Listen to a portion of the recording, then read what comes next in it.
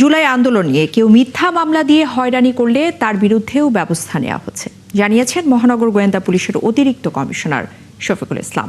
তিনি জানিয়েছেন, জুলাই সংক্রান্ত ৫৯টি মামলা তদন্ত করছে গোয়েন্দা পুলিশ। সকালে ডিএমপির মিডিয়া সেন্টারে প্রেস ব্রিফিংয়ে ডিবি প্রধান এসব কথা জানান। বিস্তারিত জানাচ্ছেন নাদিয়া শারমিন।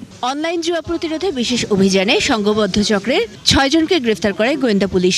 জব্দ করা হয় ৬,৫০০ MFS অ্যাকাউন্ট সম্বলিত সিম কার্ড। এ নিয়ে ব্রিফিংয়ে গোয়েন্দা প্রধান জানান, এসব জুয়া সাইটে পেমেন্ট কোম্পানিগুলোর অধিকাংশ চীনের নাগরিকরা নিয়ন্ত্রণ করে। নাতান ওর হচ্ছে বস, সে বাইরে থাকে, চাইনিজ।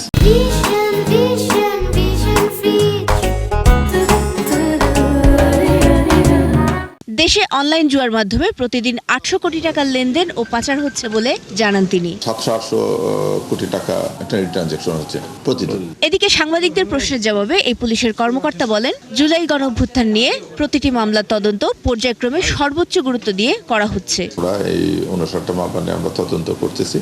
আরও কিছু মামলা ছিল, সেগুলো আমরা চার্জশিট দিয়েছি, যেগুলো একটা প্রসেস নিয়ে, কারণ এটা একটা বড় মামলা, অনেক আসামি আছে।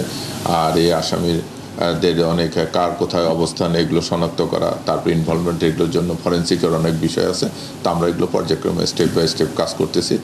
কারণ এই যে গন্ডগোলের ডাটা, এটা প্রায় আছে আমাদের কাছে 40 জিবির মতো। আমি আপনাদেরকে নিশ্চয় দিচ্ছি, এই মামলাগুলো সঠিকভাবে তদন্ত করে দোষী ব্যক্তিদের একমাত্র দোষী ব্যক্তিদেরকে আমরা আইনের আওতায় নিয়ে আসবো। ডিএমপি ও পুলিশ সদর দপ্তরেও মামলাগুলো নিয়ে মনিটরিং সেল আছে বলে জানান ডিবি প্রধান।